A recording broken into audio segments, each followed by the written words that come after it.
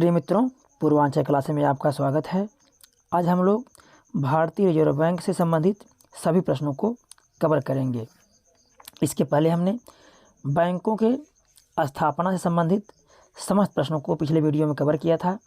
इसमें आरबीआई से संबंधित उसके समस्त कार्यों को तथा उसके क्रियाकलापों को इस वीडियो में कवर करेंगे। अब शुरू करते हैं भारतीय रिजर्व बैंक का इतिहास और उसका कार्य। भारतीय रिजर्व बैंक 1931 में बैंकिंग जांच एजेंसी या जांच समिति का गठन किया गया। इस समिति के आधार पर 1934 में रिजर्व बैंक ऑफ इंडिया अधिनियम पारित किया गया और इस अधिनियम के आधार पर 1 अप्रैल 1935 को 5 करोड़ रुपए पूंजी से यह कार्य करना शुरू कर दिया। इसका पहले मुख्यालय कोलकाता में था और 1937 से इसका मुख्यालय मुंबई में कर दिया गया। 1 जनवरी 1949 को आरबीआई का राष्ट्रीयकरण कर दिया गया। याद रखिएगा, 1926 में हिल्टन यंग आयोग ने आरबीआई की स्थापना की सिफारिश की थी, परंतु आरबीआई स्थापित नहीं हो पाया था। आगे देखेंगे अब क्या हुआ। आरबीआई के बनने के पश्चात 19 जुलाई 1969 को 14 बड़े व्यावसायिक बैंकों का राष्ट्रीयकरण किया गया। 15 अप्रैल 1980 को 6 निजी बैंकों का राष्ट्रीयकरण किया गया। आरबीआई के प्रथम गवर्नर सर ऑसबोर्न स्मिथ थे और यह 1935 से लेकर 1937 तक थे। उस समय की बात है ये, जब भारत सरकार अधिनियम 1935 बन करके ब्रिटेन से आया था। उस समय ये आरबीआई के गवर्नर बनाए जा रहे हैं और स्वतंत्र भारत के गवर्नर सीडी देशमुख थे और यह 1943 से 1949 तक थे। वर्तमान समय में आरबीआई गवर्नर शक्तिकांत दास हैं। स्थानीय बोर्ड के कार्यालय यानी आरबीआई के जो कार्यालय हैं वर्तमान समय में, वह दिल्ली, चेन्नई, कोलकाता और मुंबई में, यानी 4 जगह इसके स्थानीय कार्यालय वर्तमान समय में कार्यरत हैं। अब देखेंगे हम कि आरबीआई के कार्य क्या क्या हैं या रिजर्व बैंक के कार्य क्या क्या हैं। नोट निगमन का कार्य सबसे महत्वपूर्ण कार्यों में है। नोट निगमन, आप जानते ही हैं कि अगर नोट न हो तो कोई भी काम संभव नहीं है, क्योंकि नोट से ही चाहे राष्ट्रीय स्तर पर हो या अंतर्राष्ट्रीय स्तर पर हो सभी कार्य संपन्न होते हैं। तो इसके प्रमुख कार्यों में है नोट निगमन। अब देखेंगे 1 रुपये के सिक्के और नोटों को छोड़कर आरबीआई का एकाधिकार है, यानी अब चाहे 2 रुपये का हो या 2000 का हो, सभी प्रकार के नोटों पर किसका एकाधिकार है? आरबीआई या रिजर्व बैंक का एकाधिकार है छापने का और उसको जारी करने का। यह अधिकार है आरबीआई का। अब देखिए, 1 रुपये के नोट और सिक्का केंद्रीय वित्त मंत्रालय द्वारा जारी किया जाता है। अन्य नोटों के विपरीत 1 रुपये के नोट पर आरबीआई के गवर्नर की जगह वित्त सचिव के हस्ताक्षर होते हैं। लेकिन याद रखिएगा, वितरण का कार्य यानी कि इसको संपूर्ण भारत में फैलाने के कार्य किसका है? रिजर्व बैंक का है। रिजर्व बैंक उसको छापता नहीं और ना ही हस्ताक्षर करता है, लेकिन वितरण का कार्य करता है रिजर्व बैंक, याद रखिएगा। अब देखेंगे आरबीआई की और विशेषताएं क्या हैं। आरबीआई के पास स्वर्ण, विदेशी ऋण पत्र कुल मिलाकर किसी भी समय 200 करोड़ रुपए से कम नहीं होनी चाहिए। यह नियम बना दिया गया है 1957 से। इसमें धातु तथा मुद्रा का मूल्य कुल 100 करोड़ रुपए से कम नहीं होनी चाहिए, यानी 200 करोड़ में 115 करोड़ धातु और मुद्रा के मूल्य में रूप में होना चाहिए और मान लीजिए 85 करोड़ जो बचा इसको रुपए के रूप में होना चाहिए वर्तमान समय में रिजर्व बैंक के पास। अब देखेंगे, भारत में मौद्रिक प्रणाली का प्रबंधन आरबीआई करता है। मौद्रिक प्रणाली अपरिवर्तनीय कागज एजेंसी पर करेंसी पर आधारित है। अब हम ध्यान देंगे एक बात कि ये मौद्रिक प्रणाली क्या है। मौद्रिक प्रणाली का बहुत ही विशेष स्थान है।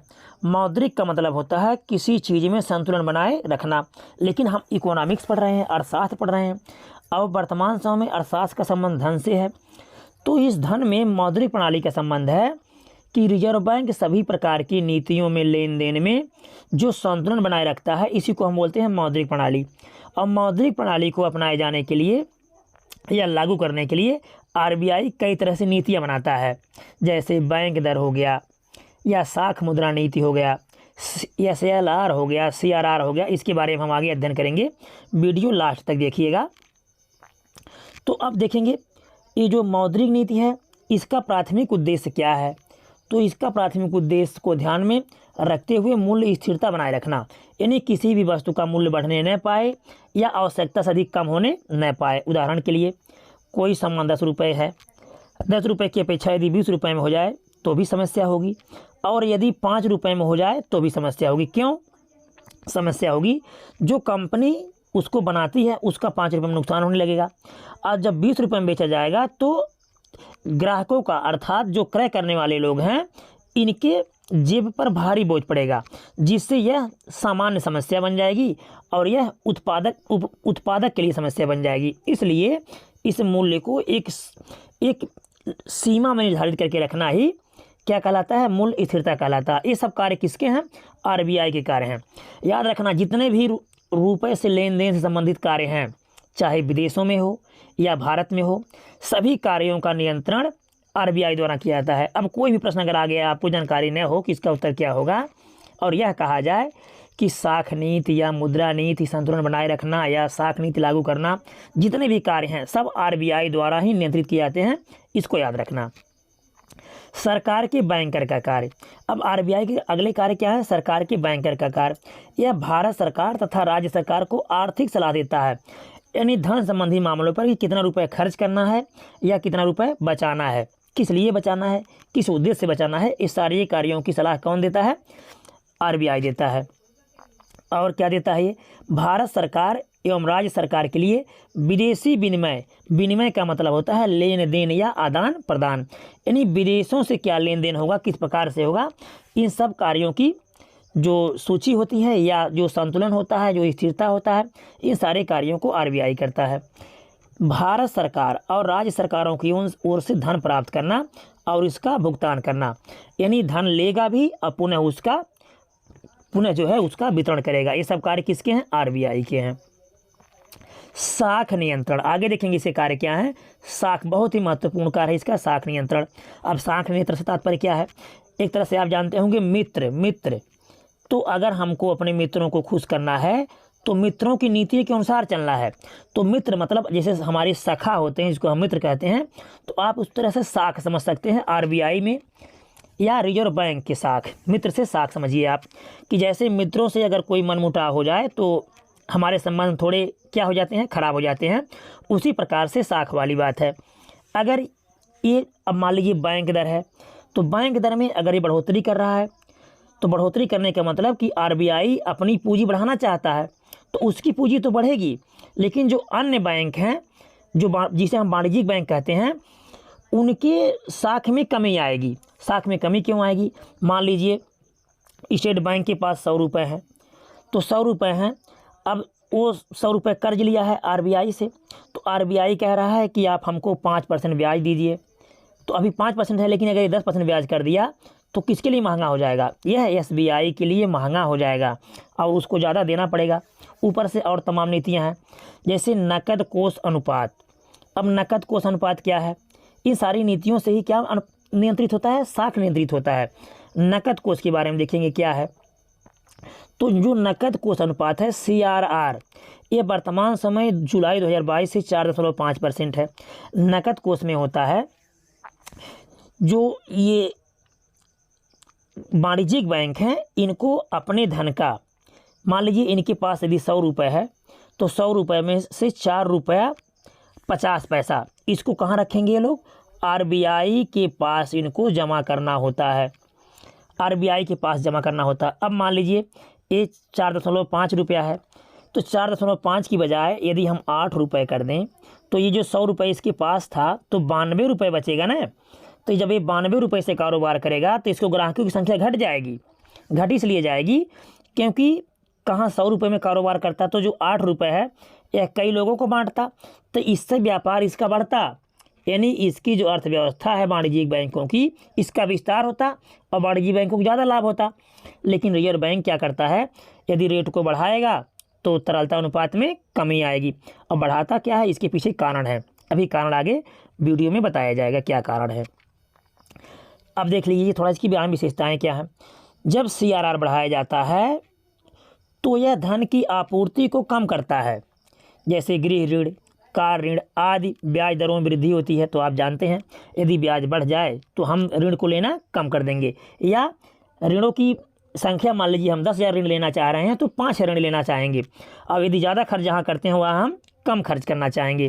तो जब हम कम खर्च करते हैं तो इससे क्या होता है, मूल्य में गिरावट आती है। यानी कोई वस्तु अगर महंगी हो गई है, हम अपने खर्च में कटौती करेंगी तो धीरे धीरे वह मूल्य क्या होगा, वह मूल्य सस्ता होता चला जाएगा, जिसको हम बोलते हैं मुद्रास्फीति। मुद्रास्फीति क्या होता है, किसी वस्तु का मूल्य बढ़ जाना। यानी जो 10 रुपये किलो सामान मिल रहा है कोई, वह सामान यदि 20 रुपये हो जाए तो हम ये कहते हैं कि मुद्रास्फीति बढ़ गई है। मुद्रास्फीति बढ़ने का मतलब मूल्य बढ़ गया, यानी मुद्रा का मूल्य घट गया और सामान का मूल्य बढ़ गया, इसको हम बोलते हैं मुद्रास्फीति। आगे देखेंगे सामूहिक तरलता अनुपात या SLR क्या है। तो SLR की अधिकतम सीमा 40% है, न्यूनतम सीमा आगे अभी आपको बताया जाएगा। तो SLR बढ़ने से क्या होगा, SLR बढ़ने से मुद्रास्फीति पर नियंत्रण होगा, परंतु तरलता अनुपात में कमी आएगी, जो आपको बताया गया इसके पहले। जबकि घटने से अर्थव्यवस्था में वृद्धि होगी। यानी यदि ब्याज दर में वो कम कर दे, SLR होता है ये जो SBI बैंक हो गया या कोई भी वाणिज्यिक बैंक हो गया, पूर्वांचल बैंक हो गया, यूनियन बैंक हो गया, तो इनको अपने पास अपने मूलधन का कुछ भाग रखना होता है।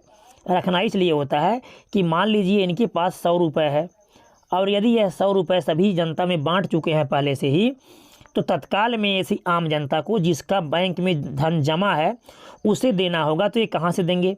इसलिए यह अपने पास कुछ नगद रूप में रखते हैं, जिसको कहा जाता है सामूहिक तरलता अनुपात। इसकी सीमा अधिकतम 40% तक हो सकती थी, वर्तमान समय कम हो गई है यह। तो अब समझ गए होंगे आप कि सामूहिक तरलता अनुपात क्या है। आगे देखेंगे अब रेपो दर। वर्तमान समय रेपो दर क्या है, रेपो दर, रिवर्स रेपो दर, इन सब की परिभाषा को आगे अच्छे से व्याख्यात किया जाएगा। तो रेपो दर वर्तमान समय है, यह जुलाई 2022 की बात है, 4%। रिवर्स रेपो दर है 3.45%। यानी जो रिवर्स रेपो दर होता है यह रेपो दर से कम ही होता है। इसकी व्याख्या आगे की जा रही है, वीडियो आप लास्ट तक देखिए। बैंक दर क्या है, बैंक दर 4.25% है और CRR क्या है 4.50% है और SLR 18% है। जो आगे आपको CRR और SLR के बारे में बता दिया गया कि SLR और CRR क्या है।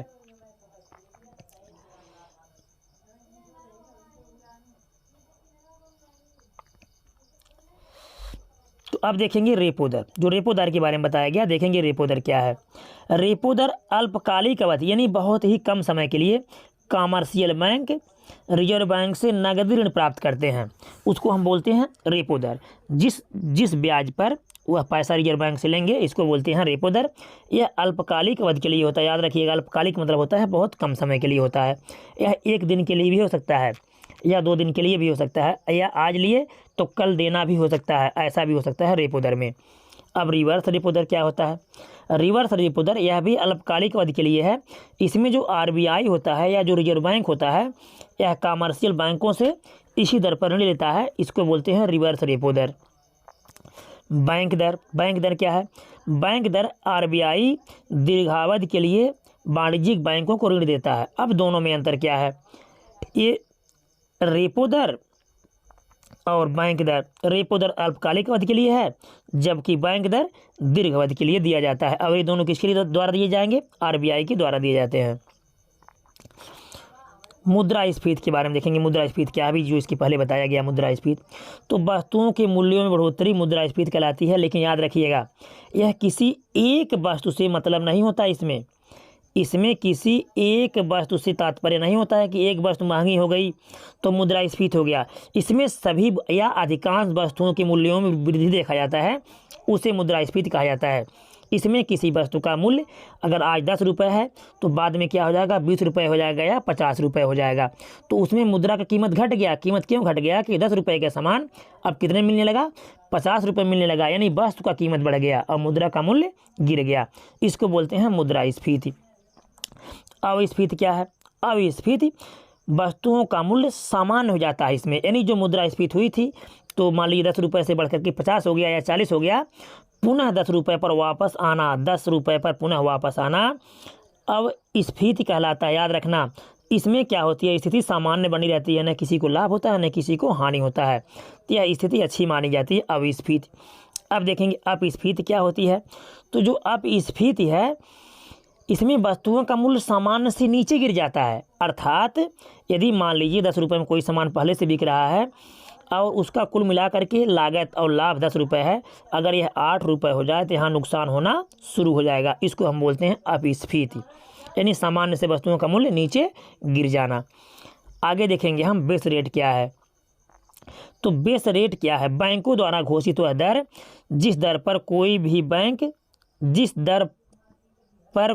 बैंक ऋण नहीं दे सकता, जिस दर से कम, याद रखिएगा, जिस दर से कम दर पर, जो बेस रेट है यह वह रेट है जिस दर से कम रेट पर कोई भी बैंक कर्ज, मान लीजिए यदि 5% पर SBI दे रहा है तो 5% पर पूर्वांचल भी देगा, यानी इससे कम पर नहीं देगा, उसको हम बोलते हैं बेस रेट। अब RBI से संबंधित कुछ प्रश्नों का अध्ययन करेंगे। भारत में नोट छापने के कारखाने कहाँ कहाँ पर हैं? तो भारत में नोट छापने के कारखाने 4 जगह पर हैं। कहाँ कहाँ है ये? करेंसी प्रेस नोट, यह नासिक महाराष्ट्र में है। बैंक नोट प्रेस देवास अर्थात मध्य प्रदेश में है। और मैसूर नोट प्रेस कहाँ पर? कर्नाटक मैसूर में है। और सालबोनी या सालबनी नोट प्रेस कहाँ पर है? पश्चिम बंगाल में है। इस प्रकार से 4 जगह नासिक, देवास, मैसूर और सालबनी में नोट छापे जाते हैं। अगला है मुद्रास्फीति से सर्वाधिक लाभ किसे होता है? मुद्रास्फीति से सर्वाधिक लाभ ऋणी को होता है। अब आप सोच रहे होंगे कि ऋणी को लाभ क्यों होगा मुद्रास्फीति से? मान लीजिए एक साहूकार ने किसी को ऋण दिया। कितने का ऋण दिया? 10 रुपये का दिया। तो जब 10 रुपये का ऋण दिया उस समय कोई सामान 10 रुपये मिलता था, लेकिन अब यह सामान 20 रुपये हो गया। तो जब 20 रुपये हो गया तो जरूरी है वह 10 रुपये का सामान लेकर के उसी साहूकार को अब 20 रुपये में बेचना शुरू कर देगा। तो यहाँ साहूकार मान लीजिए 2% दर पर इसको दिया था तो 10 से 12 पाता, लेकिन उसको सामान पुनः 20 पर लेना है, इसलिए यहाँ ऋणी को सर्वाधिक लाभ होता है और जल्दी लाभ कमा करके पुनः अपने पैसे को साहूकार को वापस कर देता है। याद रखिएगा मुद्रास्फीति में सर्वाधिक लाभ किसे होगा? ऋणी को लाभ होगा। और यहाँ जब निवेश की बात आती है कि मुद्रास्फीति में क्या होगा, तो मुद्रास्फीति में जो निवेशक हैं निवेशक को भी लाभ होता है, क्योंकि जो निवेशक हैं निवेश किए हैं लाभ के लिए उनके लाभ बढ़ जाते हैं। आगे देखेंगे मौद्रिक नीति का निर्माण भारत में कौन करता है? तो मौद्रिक नीति के बारे में आपको बता दिया गया है कि मौद्रिक नीति किसका काम है? RBI का काम है। तो मौद्रिक नीति RBI अपनाती है। क्यों अपनाती है? मुद्रा संतुलन बनाए रखने के लिए, ताकि महंगाई न बढ़े या सामान बहुत सस्ता न हो, एक सामान्य बना रहे, संतुलन बना रहे। आगे देखेंगे लीड बैंक का कार्य किया जाता है। किसके द्वारा किया जाता है? तो लीड बैंक का कार्य इस कार्य के लिए जिसे नामित किया जाता है उन्हीं के द्वारा लीड बैंक का कार्य किया जाता है। आपको इसके पहले बताया गया था पिछले वीडियो में। 1969 में लीड बैंक का कार्य किया गया था, जब बड़े बैंकों को क्या किया गया था? प्रत्येक जिले में अपने कार्यालय खोलने के लिए जो है प्रोत्साहित किया गया था। आगे देखेंगे भारत में मुद्रास्फीति मापने का सबसे लोकप्रिय माप क्या है? थोक मूल्य सूचकांक। थोक मूल्य सूचकांक यानी इकट्ठे मूल्य से ही मुद्रा का मापन होता है मुद्रास्फीति का, ये नहीं किसी एक वस्तु से होता है। तो थोक, इसे याद रखिएगा, बहुत ही अच्छा प्रश्न है ये कि मुद्रास्फीति का मापन थोक मूल्य सूचकांक से किया जाता है। आगे देखेंगे अल्पकाल में या थोड़े समय में भारतीय रिजर्व बैंक जिस ब्याज दर पर वाणिज्यिक बैंकों को उधार देता है उसे क्या कहते हैं, रेपो दर कहते हैं, जो इसके पहले आपको व्याख्या की जा चुकी है, उसको बोलते हैं रेपो दर। और जब खुद आरबीआई लेगा, जब आरबीआई लेगा किससे, वाणिज्यिक बैंकों से, तो उसको बोलते हैं रिवर्स रेपो दर, जो आगे परिभाषा किया जा चुका है। आगे है, 1 रुपये के नोट पर किसका हस्ताक्षर होता है, तो वित्त मंत्रालय के सचिव का हस्ताक्षर होता है 1 रुपये के नोट पर। भारतीय रिजर्व बैंक का लेखा वर्ष क्या है, भारतीय रिजर्व बैंक का लेखा वर्ष 1 जुलाई से 30 जून तक होता है, याद रखिएगा। जबकि सामान्य वर्ष जो होता है, जो सामान्य होता है वर्ष, यह 1 अप्रैल से लेकर के 31 मार्च तक होता है। लेकिन जो रिजर्व बैंक का ये लेखा वर्ष है, यह 1 जुलाई से 30 जून तक होता है, याद रखिएगा। रुपए की परिवर्तनीयता से क्या तात्पर्य है, परिवर्तनीयता माने होता है परिवर्तन करना या बदलना, इसे बोलते हैं हम परिवर्तनीयता। तो रुपए को अन्य मुद्राओं में और अन्य मुद्राओं को रुपए में परिवर्तित करने की स्वतंत्र रूप से अनुज्ञा प्रदान करना, यानी जो हमारे देश का रुपया है, इसको किसी भी देश के रुपए में, जैसे मान लीजिए डॉलर हो गया या यूरो हो गया, या चाहे जिस देश की मुद्रा हो उसमें कन्वर्ट कर लेना, उसमें बदल लेना, या वहाँ के रुपए को हमारे रुपए में बदल लेना। यानी एक तरह से मान सकते हैं कि दोनों देशों के रुपयों को भारतीय रुपए में बदल लेना या भारतीय रुपए को उसमें बदल लेना क्या कहलाता है, परिवर्तनीयता कहलाता है। रुपए का क्या कहलाता है, हाँ, रुपए की परिवर्तनीयता कहलाता है।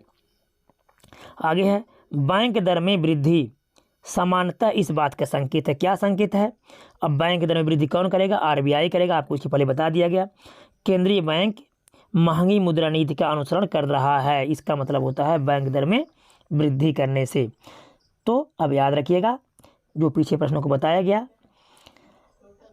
वीडियो अच्छा लगा होगा तो लाइक कीजिएगा, सब्सक्राइब कीजिएगा, दोस्तों को शेयर कीजिएगा। धन्यवाद।